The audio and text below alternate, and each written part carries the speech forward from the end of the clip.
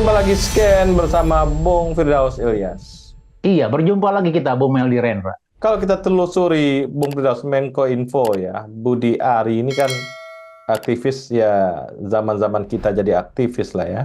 Muni ya, Muni anak FISIP dia, UI gitu ya, yang ikut dalam hingar-bingar dalam proses kejatuhan Pak Harto dan ikut diskusi-diskusi hangat ya di apa klub-klub mahasiswa, terutama diskusi-diskusi yang bagaimana values values dalam memerintah gitu ya, bagaimana figur seorang tokoh dalam pemerintah tuh selalu ada diskusi-diskusi itu ya. Di masa lalu waktu Budi Ari mahasiswa, tentunya ketika Menko Info ini bermasalah saat ini sangat-sangat terpuji gitu. Nilai-nilainya sangat terimplementasi ketika Budi Ari ini mundur, Bung Firdaus. Iya, Bu Meldi. Jadi persoalan diretasnya pusat data nasional begitu, kemudian lambatnya penanganan, kemudian carut marutnya pelayanan publik terkait keimigrasian, kemudian juga untuk data pendidikan dan segala macam.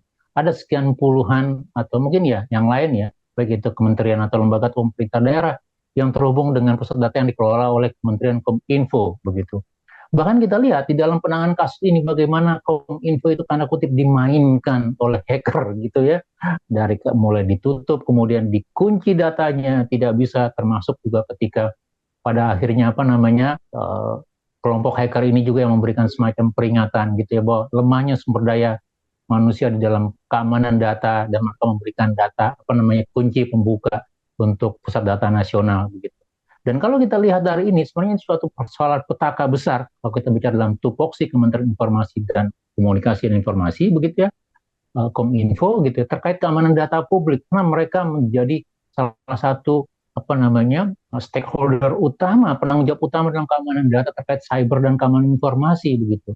Tapi kita lihat responnya setelah carut marut ini itu tidak memberikan dampak-dampak yang memberikan semacam pembelajaran atau tindakan terpuji begitu, sehingga muncul petisi yang meminta Menteri Kominfo Budi Ari untuk mundur, termasuk mempertanggungjawabkan kesalahan fatalnya, kegagalannya dalam mengelola data Indonesia, Bu Meli.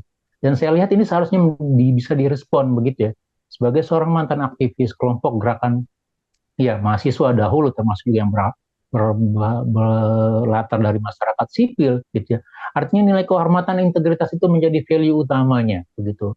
Dan kalau kita lihat dirjennya sudah mundur gitu, maka mau tidak mungkin sebagai bentuk pertanggungjawabannya begitu ya, dia juga menyatakan gagal dalam mengelola Kominfo dan meletakkan jabatan. Saya pikir itu jabatan publik gitu, dan kerelaan untuk menghukum diri sebagai bagian dari harakiri tanda kutip gitu ya, itu suatu yang kita tunggu sebenarnya dari seorang pejabat publik gitu. Dan kalau kita lihat untuk Kominfo, ini kan kasus kedua kali ya, sebelum menteri yang sebelumnya terjebak dalam kasus korupsi BTS begitu ya, BTS yang babalit begitu ya, yang nilai kerugiannya ya triliunan begitu, dan itu mengganggu dari sisi program-program atau intervensi pemerintah untuk membangun literasi komunikasi dan informasi. Ditambah lagi, ternyata dengan kemampuan sumber daya atau sarana informasi dan komunikasi, keamanan data, kemudian juga bagaimana menjaga kedaulatan data dan informasi teknologi itu tidak terjaga dengan dalih apapun. Jadi saya pikir mungkin layak sekali kalau kita menuntut pertanggungjawaban seorang Menteri Kominfo Budi Ari dengan meletakkan jabatannya, Bung.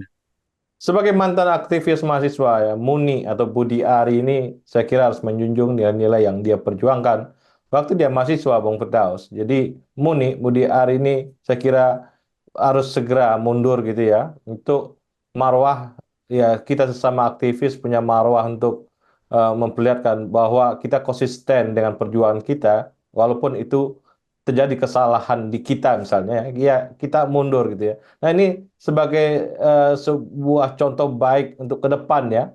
Setiap menteri yang salah dia mundur ya, dan tentunya Muni atau Budi Ari adalah contoh yang baik untuk pertama melakukan itu, Bung Berdaus.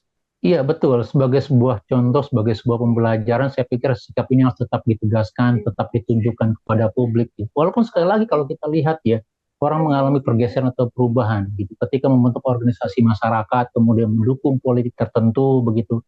Bahkan kalau kita lihat dalam konteks dukung-mendukung ini kita tidak lagi melihat nilai-nilai prinsip dasar yang dikedepankan, tapi lebih bagaimana menjaga kekuasaan begitu.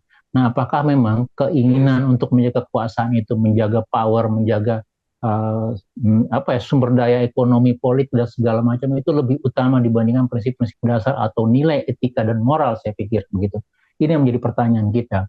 Nah, kalau dari orang yang dikatakan sebagai mantan aktivis, mantan penggiat begitu ya, berangkat dari masyarakat sipil, ternyata nilai-nilai ini luntur gitu, maka kita juga bertanya, jangan-jangan kalau seorang mantan aktif saja mudah berubah atau mudah bergeser gitu, bagaimana dengan yang berangkat dari latar belakang politis asli atau pengusaha rent seeking misalnya, begitu maju ke dalam jabatan publik, apa yang akan terjadi? Tidak akan ada lagi value, tidak akan ada lagi integritas, tidak ada lagi semangat pertanggungjawaban publik di sana. Yang ada bahkan menjaga atau mempertahankan kekuasaan untuk selama-lamanya gitu. Jadi saya pikir hal ini yang menjadi sebuah pertanyaan kita begitu. Nah, dalam konteks yang lebih strategis, kita melihat bagaimana Kominfo tidak belajar banyak dari kasus sebelumnya, gitu. Dengan anggaran yang semakin besar, kemudian kalau kita bicara dalam visi 2045, komunikasi, informasi, telekomunikasi, internet dan segala macam, cyber, gitu ya, itu bagian dari kedaulatan atau kekuatan masa depan, Bu Meldi.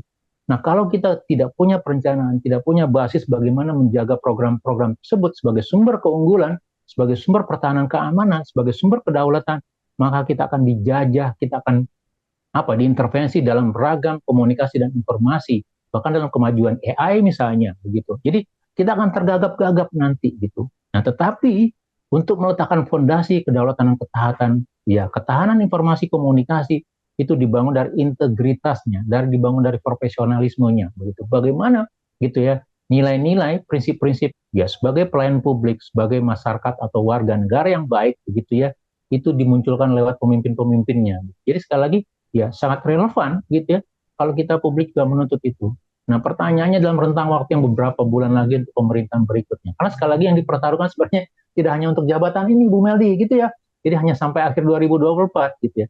Saya yakin di dalam hati kecilnya, itu sebagai bagian dari politisi, dia juga masih punya keinginan untuk mempertaruhkan lagi 2024, 2029, Bu Meldi. Karena apa? Dia sudah cukup berinvestasi katanya. Sudah berbagi bagian dari pemenang pemilu Pilpres 2024. Harapannya apa? Ya tetap memiliki karisma, tetap memiliki kemungkinan untuk pejabat publik. Tapi saya katakan, untuk hal ini Anda gagal dalam sisi nilai, dalam sisi profesionalisme, dalam sisi kerja-kerja yang menjadi pelayan publik. Jadi tidak ada lagi yang tersisa seperti itu. Jadi kalau mau dilihat lebih lanjut, ya apa yang dipertahankan? Tidak ada, Bung Meldi. Iya, Yudi Krisnandi, aktivis HMI waktu itu ya, Menteri Aparatur Negara, pemberdayaan aparatur negara, Menteri PAN ya. Itu waktu itu Pan dia RB ya. Lebaran dia bawa mobil dinas ya, dan itu Betul sekali. ketahuan dia mundur, Bung Firdaus ya. Ini contoh baik dari aktivis HMI mundur. Nah, kita nunggu Budi Ari Muni mundurlah segera. Iya betul. Jadi kalau kita lihat kasus Menpan RB dalam kabinet kerja pertama ya dalam periode 2014 tidak lama begitu. Dan itu juga kalau kita lihat itu juga masih menjadi sebuah bagaimana nilai-nilai integriti itu masih terbawa di dalam jabatan publik yang sekarang begitu. Jadi kalau ditanya mundur tidak mundur begitu ya, malu tidak malu ya sebenarnya itu menjadi nilai Anda. Dan kita menunggu kira-kira apa yang langkah dilakukan dalam beberapa bulan ke depan, termasuk juga bagaimana nanti Presiden menanggapinya. Karena sekali lagi saya melihat Presiden jawabannya juga sangat normatif, sudah dilakukan evaluasi. Nah, pertanyaan kita, kalau Presiden Jokowi selalu bicara misalnya teknologi, kemudian startup di awal kampanye, bagaimana kemampuan dunia digital itu menjadi sangat penting. Tetapi Anda punya loophole besar dalam dunia digital, dalam dunia informasi telekomunikasi, saya pikir semua planning Anda itu gagal di sini, Bung Meldi. Begitu. Terima kasih, Bung Firdaus. Iya, sama-sama Bung Meldi. Tetap semangat. Salam Indonesia bersih. Salam Indonesia bersih.